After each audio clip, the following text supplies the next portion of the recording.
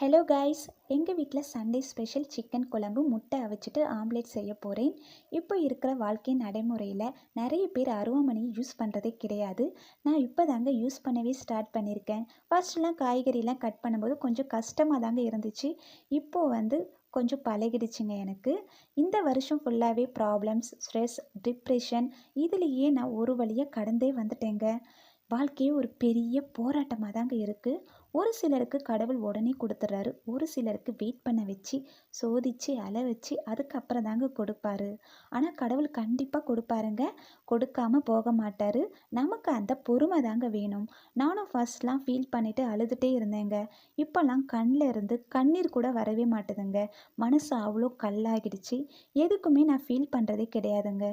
மைண்டை அவ்வளோ ரிலாக்ஸாக வச்சுக்கிறதுக்கு எனக்கு என்னெல்லாம் விஷயங்கள் பிடிக்குமோ அதை எல்லாமே நான் செஞ்சுட்டே இருப்பேங்க. நாம் எதுக்காகவும் நொறுங்கி உடைஞ்சி ஃபீல் பண்ணிட்டு இருக்கவே கூடாது. நம்மக்கிட்ட என்ன இருக்கோ அதை வச்சுட்டு சந்தோஷமாக வாழ்ந்துட்டு போயிட்டே இருக்கணுமுங்க. 2026 எல்லோருக்குமே எல்லாமே நல்லதாகவே நடக்கணும்னு நான் கடவுள்கிட்ட வேண்டிக்கிறேங்க. இங்கே பாருங்கள், கிராமத்து மண் வாசனையில் சிக்கன் குழம்பு எவ்வளோ நல்லா சூப்பராக கொதிச்சுட்டு இருக்குன்னு. உங்கள் வீட்டில் சண்டே ஸ்பெஷல் என்னன்னு கமெண்ட்ஸில் சொல்லுங்கள் ஃப்ரெண்ட்ஸ். என்னோடய சேனல் உங்களுக்கு பிடிச்சிருந்தா லைக் பண்ணிவிட்டு அப்படியே சப்ஸ்கிரைப் பண்ணிடுங்க. தேங்க்யூ.